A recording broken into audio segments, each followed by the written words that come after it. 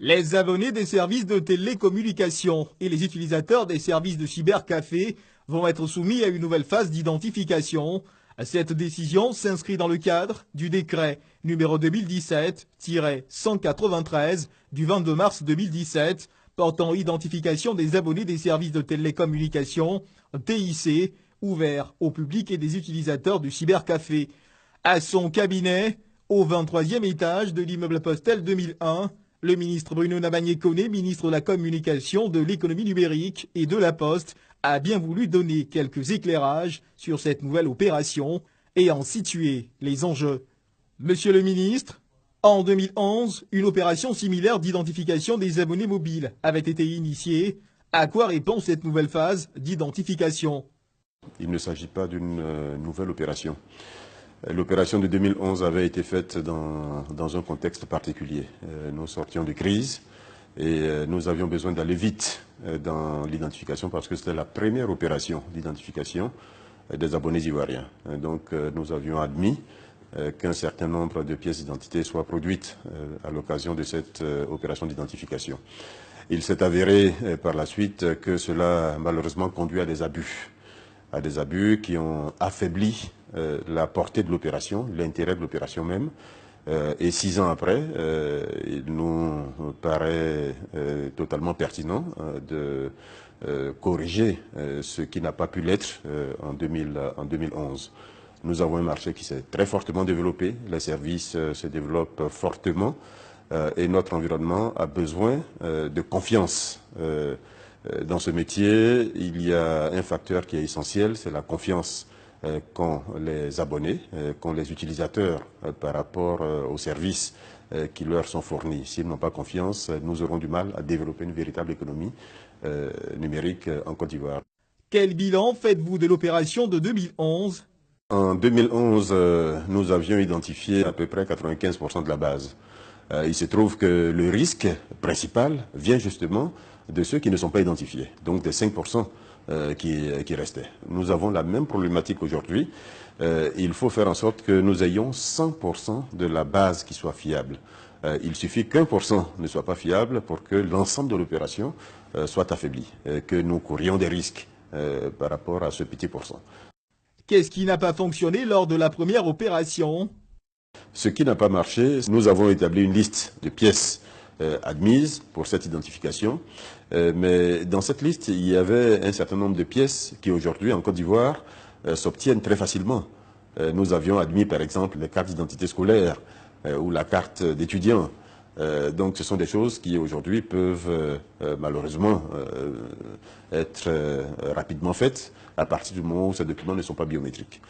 Même la carte d'identité, d'autres documents avaient été admis qui ne sont pas biométriques.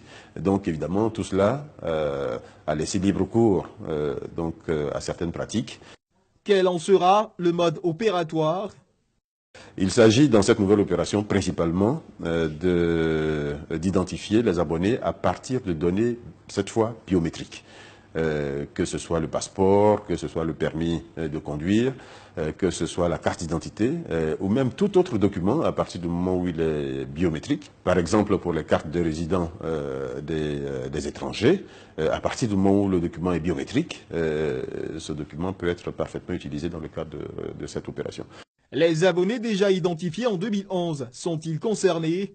Ceux qui ont été correctement identifiés à l'occasion de la première opération, c'est-à-dire avec un document biométrique et qui ont eu à fournir toutes les informations qui sont exigées à l'occasion de ce deuxième décret, n'ont pas véritablement besoin de se déplacer.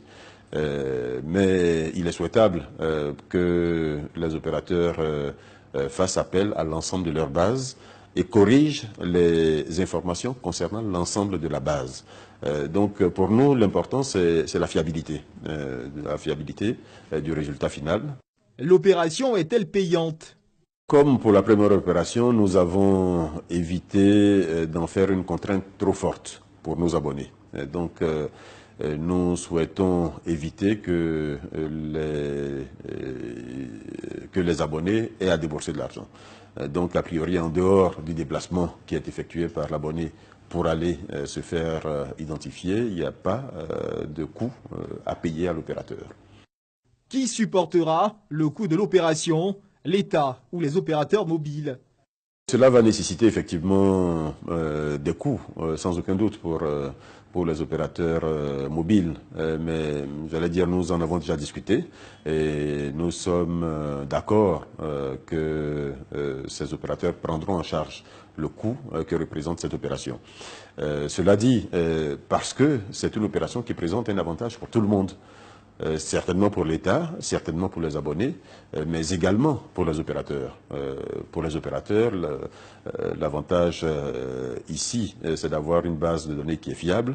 Cela leur permet également de remplir l'une de leurs obligations, celle de fournir régulièrement à l'autorité de régulation, à la RTCI, donc les données concernant leurs abonnés. Quelles sanctions encourues par les réfractaires? C'est très simple. 6 mois après le lancement de l'opération, nous demanderons à tous les opérateurs de restreindre les services auxquels ces abonnés ont accès, comme nous l'avions fait d'ailleurs en 2011. Donc la première chose, 6 mois après, ce sera par exemple de bloquer vos services uniquement la réception. Vous ne pourrez pas émettre d'appel, vous pourrez en recevoir pendant 2 mois supplémentaires. Et à la fin de 2 mois, le service sera tout simplement interrompu. Donc vous ne serez plus abonné avec le numéro qui n'aura pas été identifié. La nouvelle phase d'identification concerne-t-elle également les cybercafés? L'obligation d'identification concerne également les cybercafés. Il faut dire qu'il y a un certain nombre d'informations que les cybercafés seront amenés à fournir. Ces informations figurent clairement dans le décret. Donc ceux des cybercafés qui ne pourront pas fournir ces informations ou qui ne les fourniront pas à temps pourront être fermés par l'autorité de régulation. Où en êtes-vous aujourd'hui avec la lutte contre la cybercriminalité? Oui, nous pouvons assurer qu'elle a très fortement régressé en Côte d'Ivoire. Cela a été permis en l'occurrence par la première opération d'identification qui a été faite en 2011. Aujourd'hui, nous avons dans moins de cas de cybercriminalité en Côte d'Ivoire. Même quand il y a des cas, nous sommes tout à fait en mesure aujourd'hui de les traquer. La nouvelle mesure s'étendra-t-elle à la lutte contre la vente de puces préactivées? Nous le disons très clairement, la vente de puces préactivées est interdite. C'est ce que dit clairement le décret. Donc cette vente est interdite. Aucun opérateur n'a le droit aujourd'hui de vendre une puce préactivée. Aucun opérateur n'a le droit non plus de vendre à travers son réseau sans information préalable ou sans autorisation de l'autorité de régulation des puces. Donc cela ne peut se faire que dans ses locaux à lui, à l'opérateur. Ça, c'est la première chose. Toutes les puces saisies, évidemment, seront détruites, mais surtout l'opérateur qui aura vendu des puces préactivées sera sanctionné. Et la sanction est suffisamment dissuasive, nous pouvons l'assurer, pour que, à partir de la fin de cette opération, les opérateurs ne se livrent plus à cette vente qui est illicite et qui était déjà illicite, conformément au premier décret. Quel sort pour les populations vivant dans les zones rurales qui ne détiennent pas de documents biométriques? S'agissant des personnes qui ne disposent pas de pièces d'identité, c'est une question très intéressante, en effet. Nous ne souhaitons pas que cette opération empêche les Ivoiriens de communiquer.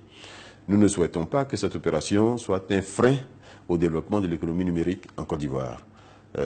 C'est pour cela que certaines passerelles ont été permises. En l'occurrence, il est tout à fait possible pour une personne qui n'a pas de carte d'identité d'accéder au service à travers une personne qui, elle, dispose d'une pièce d'identité biométrique. Donc à partir du moment où votre cousin, votre fils, votre frère, votre sœur, etc., peut se porter garant de vous, vous pouvez tout à fait avoir accès au service, être immatriculé, mais en ayant l'identification de la personne qui vous a apporté sa caution. Avez-vous un appel à lancer? L'appel, nous le lançons à tous les Ivoiriens. Aujourd'hui, il y a 29 millions d'abonnements au service de téléphonie en Côte d'Ivoire. C'est considérable. C'est plus que la population, c'est plus de 100% de taux de pénétration de la téléphonie mobile. Donc, cela nous met en très forte responsabilité. Ça veut dire que pratiquement tous les Ivoiriens aujourd'hui utilisent ces services. L'ambition du gouvernement, l'ambition du président de la République Alassane Ouattara, du Premier ministre Amadou Gon Coulibaly, c'est de poursuivre le développement entamé de l'économie numérique dans notre pays. Mais cela ne peut pas se poursuivre si il n'y a pas de confiance au niveau des acteurs, s'il n'y a pas de confiance au niveau des utilisateurs, etc. Et cette opération va contribuer justement à créer ce sentiment de confiance.